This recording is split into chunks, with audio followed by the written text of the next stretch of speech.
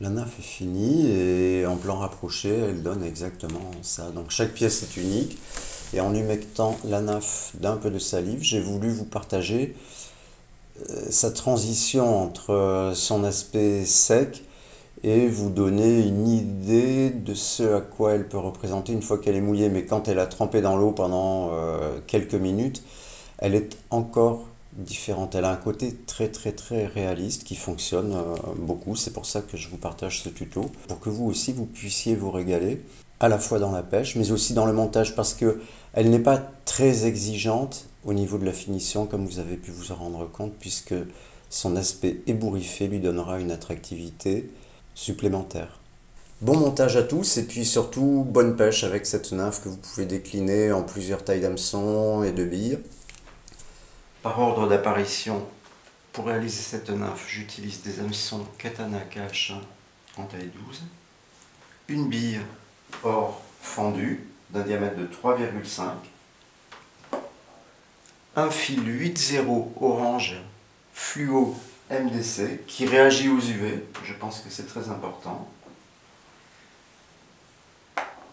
un fil 6,0 noir, des plumes de coq pardo, médio, et pas incendio, j'aime bien le rythme un peu clair et noir, puis un joli fil doré fin.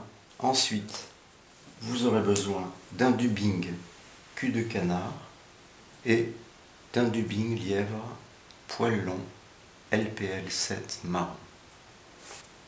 Pour finir, sur ce dubbing JMC pan UV, un truc comme ça, ou quick dubbing, j'utilise quelques fibres de cette couleur, c'est tout. Donc vous aurez besoin de ça. Une fois l'hameçon de 12 introduit à l'intérieur de la bille fendue en or 3,5, je positionne l'hameçon et la bille de telle sorte que la fente de la bille soit vers le dessus.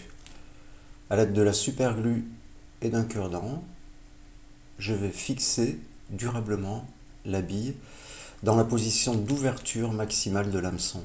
C'est très important. Je laisse sécher un peu.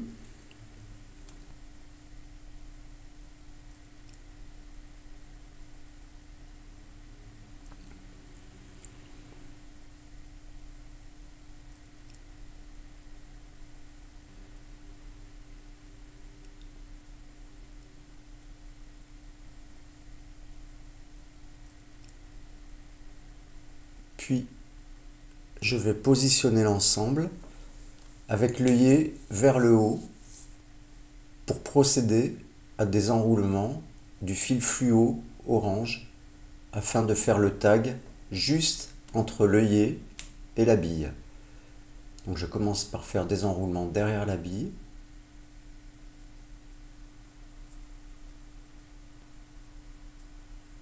Je coupe l'excédent.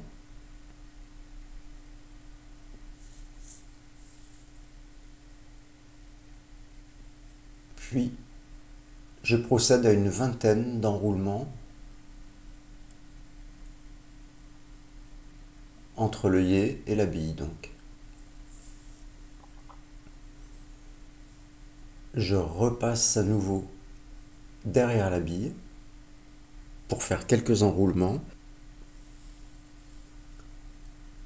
Et à l'aide de la superglue, je vais fixer définitivement mon fil orange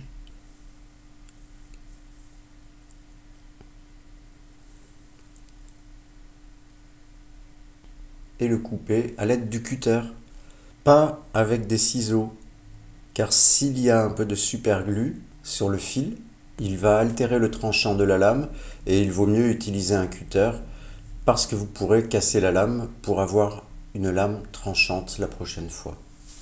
Donc maintenant, je positionne l'hameçon avec la courbure plutôt vers le haut.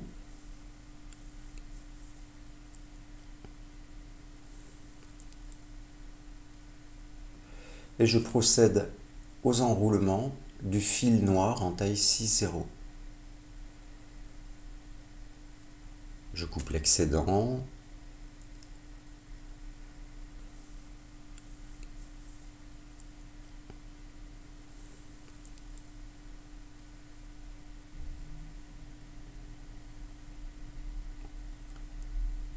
et je vais remonter progressivement jusqu'à la courbure de l'hameçon,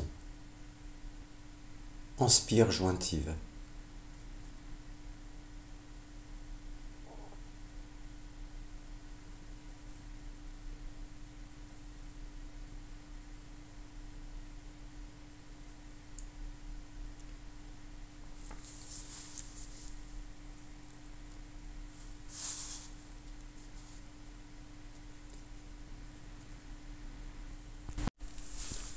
Ensuite, je prends quelques fibres de pelle de Pardo en grade 1, plutôt en coloris clair, avec une alternance noir-blanc.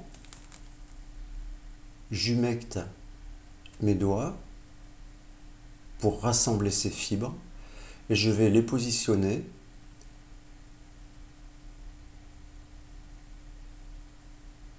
à l'extrémité de mes enroulements.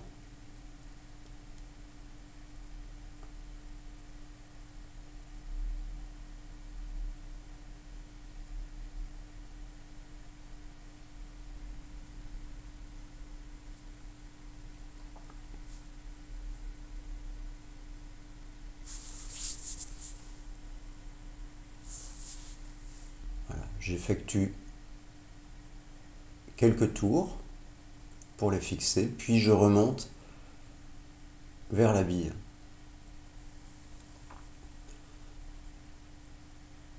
À l'aide de mes ciseaux, je vais couper les barbes qui dépassent.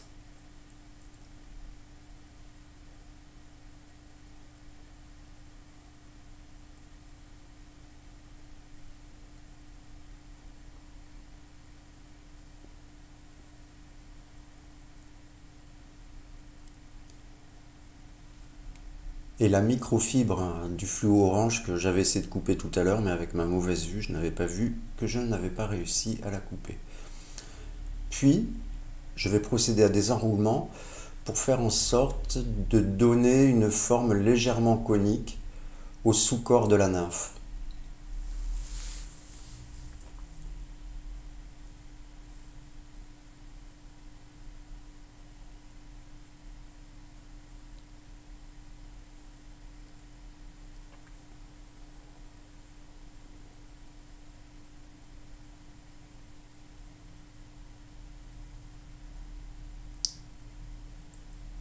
Je remonte vers le point d'ancrage des cercles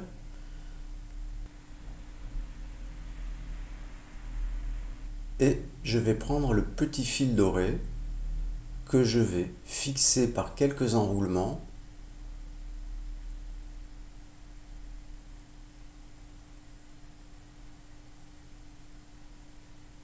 sur le sous-corps de la nymphe. Donc je fais quelques enroulements, je retire vers l'arrière le fil, puis je remonte vers la bille et je vais redescendre à nouveau vers la courbure de l'hameçon pour mettre le dubbing de cul de canard.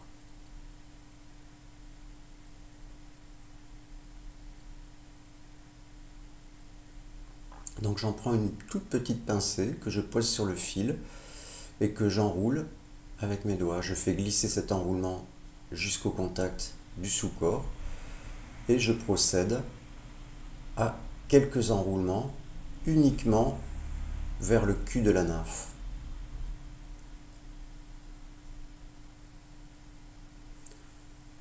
Ensuite, je prends une toute petite pincée supplémentaire pour redonner du volume car le cul de canard va être écrasé par les enroulements du fil doré. Je prends une toute petite pincée de dubbing de lièvre poil long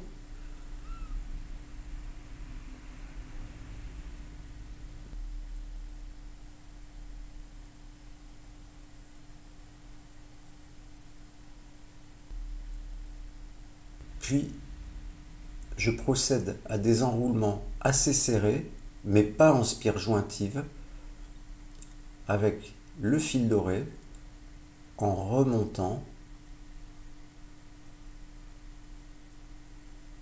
jusqu'à la hauteur de mes enroulements de dubbing de lièvre.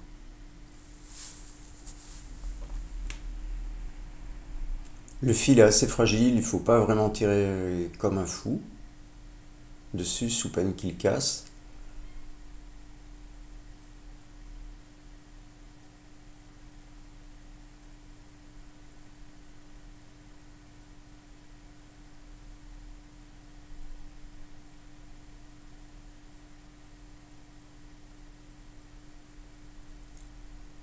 Bon là je fais remonter la bobine vers le sous-corps de la nymphe pour fixer le fil doré de quelques tours. Ensuite, en prenant le fil le plus à ras possible du sous-corps, j'effectue quelques petits tours et le fil se coupe automatiquement à ras le sous-corps. Là je reprends une pincée un peu plus conséquente de dubbing de lièvre,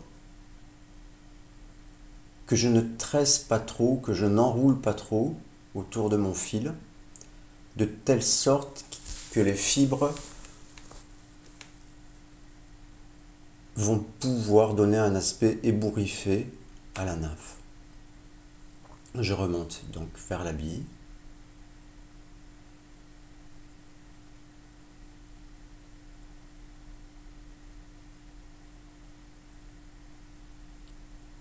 J'égalise un petit peu, comme ça me plaît, les fibres qui dépassent. Puis je vais prendre une toute petite pincée de ce dubbing synthétique noir avec des fibres un peu bleu violacé qui vont donner un signal et une attractivité supplémentaire à cette nymphe. Donc j'en prends très peu. Je l'enroule sur le fil et en humectant mes doigts pour resserrer l'enroulement.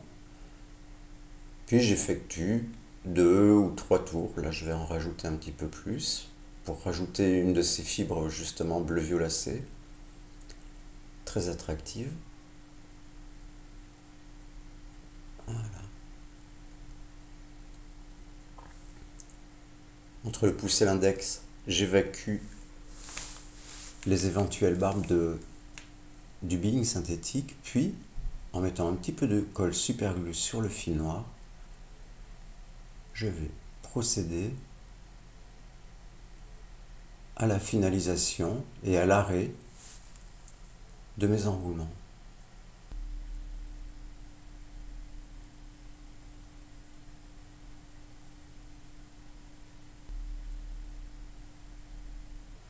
Une fois de plus, j'utilise le cutter pour couper le fil qui a été enduit de colle cyanolite.